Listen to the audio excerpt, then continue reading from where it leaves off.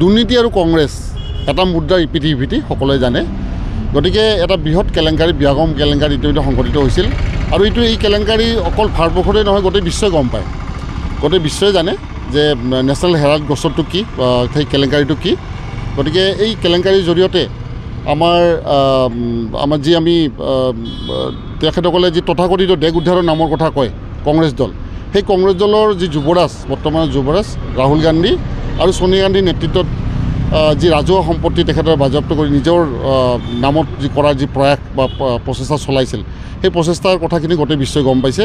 গতিকে আমি ইতিমধ্যে আমাৰ নেতা আমাৰ ডক্টৰ সুব্ৰমণ্যম স্বামীয়ে 2012 চনতে তৰা গোচৰৰ ভিত্তিত ইতিমধ্যে গোটেই কথাবিলাক স্পষ্ট হৈ পৰিছে।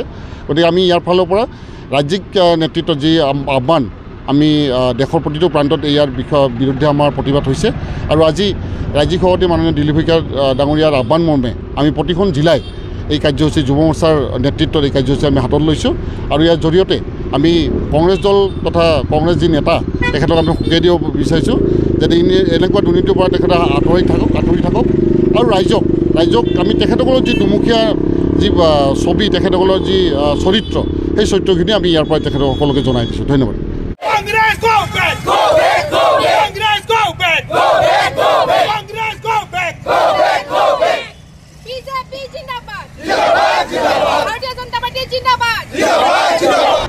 ভাৰতীয় জনতা পাৰ্টি আৰু ভাৰতীয় জনতা যুৱ মৰ্চা বঙাইগাঁও জিলাৰ উদ্যোগত আজি আমি প্ৰতিবাদী কাৰ্যসূচী লৈছোঁ।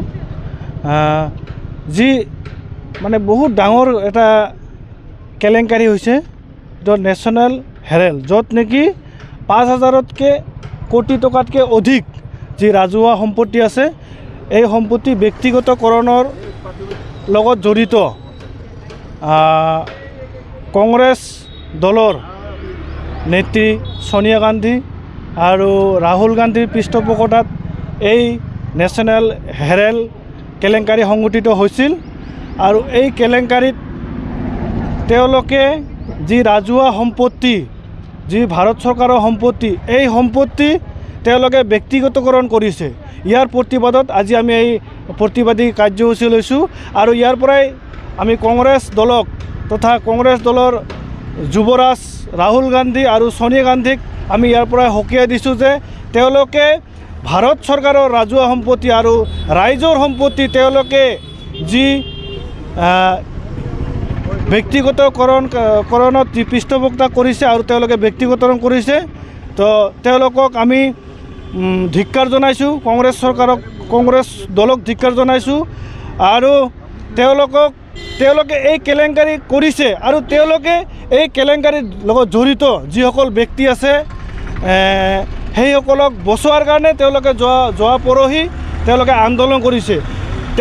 আন্দোলন কৰিছে যে যিসকল লোক জড়িত তেওঁলোকক বচোৱাৰ কাৰণে। তো আমি ইয়াৰ পৰাই জানিব পাৰোঁ যে কংগ্ৰেছ দল সদায় দুৰ্নীতিৰ লগত জড়িত, তেওঁলোকে কেলেংকাৰীৰ লগত জড়িত।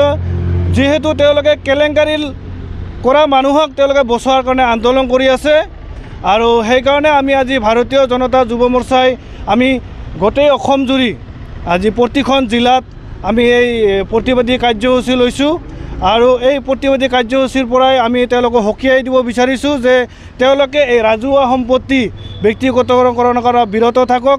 আৰু সঁচাকৈ আমি লজ্জিত যে কংগ্ৰেছ চৰকাৰে দিনত যি দুৰ্নীতি হৈছিল ইয়াৰ পৰা আমি বুজিব পাৰোঁ আৰু এই দুৰ্নীতি